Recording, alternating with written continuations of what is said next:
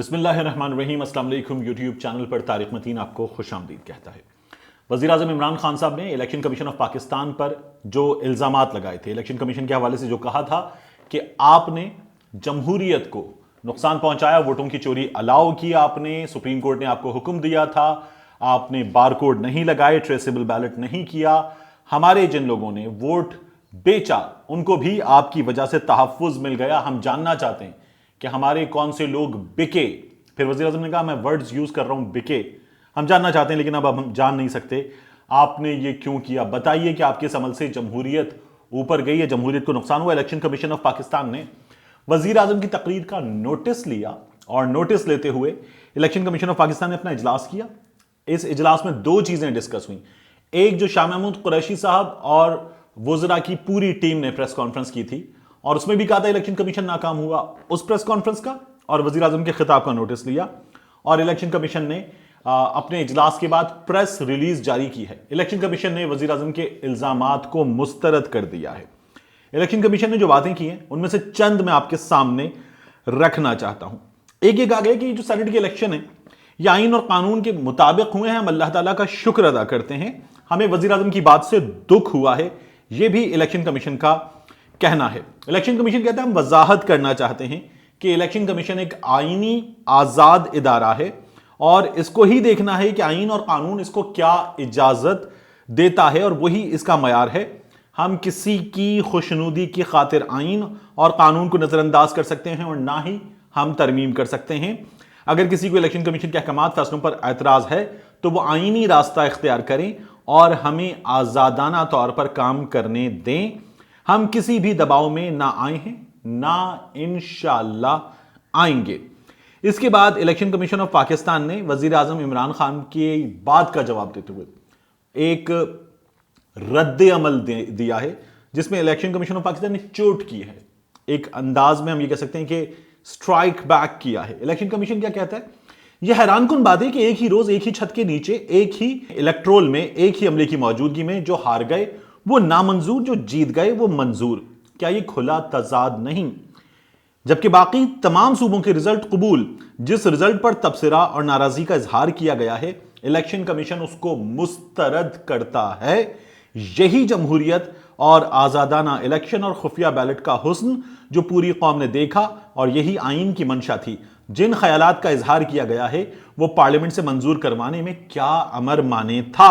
जबकि election commission का काम कानून साजी नहीं है बल्कि कानून की पासबानी है। अगर इसी तरह आईनी इदारों की तस्दीक की जाती रही तो यह उनकी कमजोरी के मुतरादिफ है, ना कि इलेक्शन कमीशन की। इलेक्शन कमीशन ने यह भी कहा है कि हर सियासी जमात और शख्स में शिकस्त तस्लीम करने का जज्बा होना चाहिए। अगर कहीं इख्तिलाफ है तो शवाहिद के साथ आकर बात करें, आपकी तजावीज सुन सकते हैं तो शिकायत क्यों नहीं।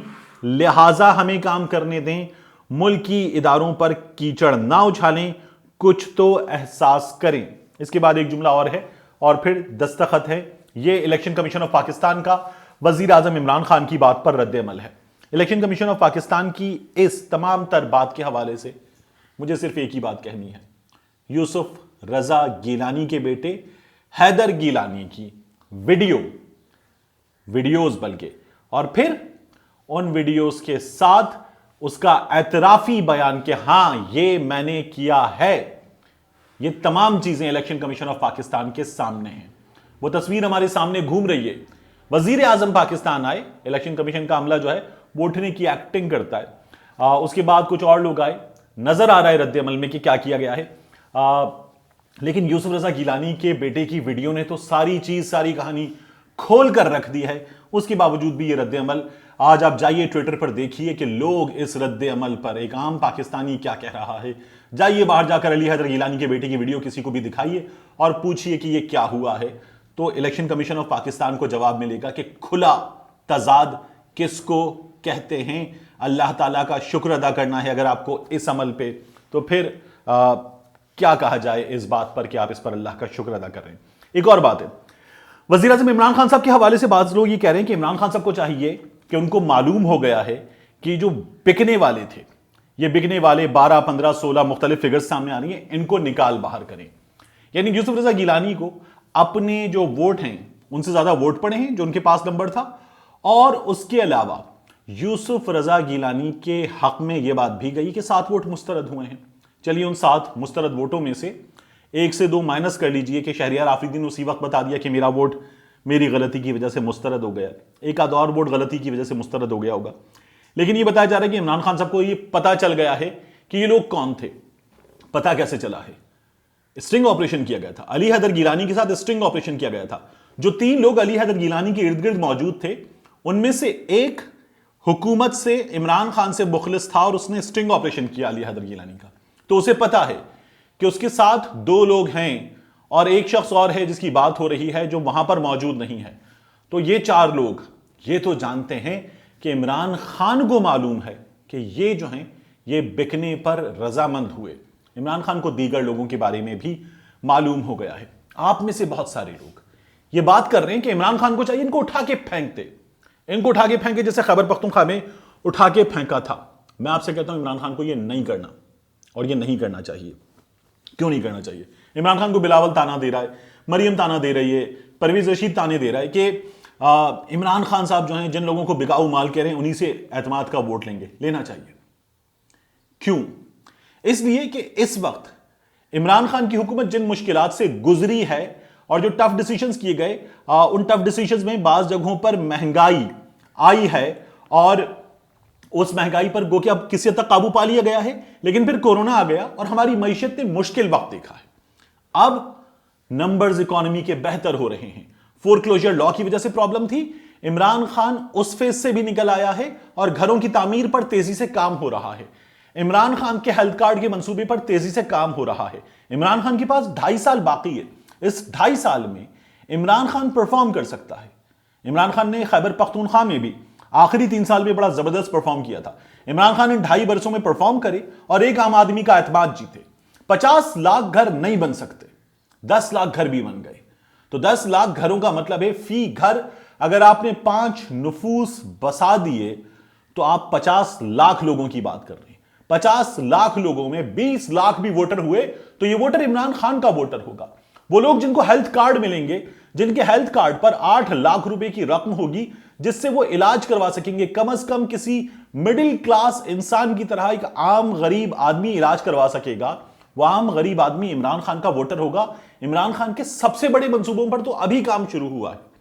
इमरान खान को इस वक्त ये जो जज्बाती मशवरे हैं इन पे कान नहीं धरना चाहिए। और मुझे ये अंदाजा हो रहा है इस्लामाबाद में मौजूद लोगों से बात करते हो कि इन मंसूबों पर, इन एतराजात पर, इन बातों पर कान नहीं धरा जा रहा।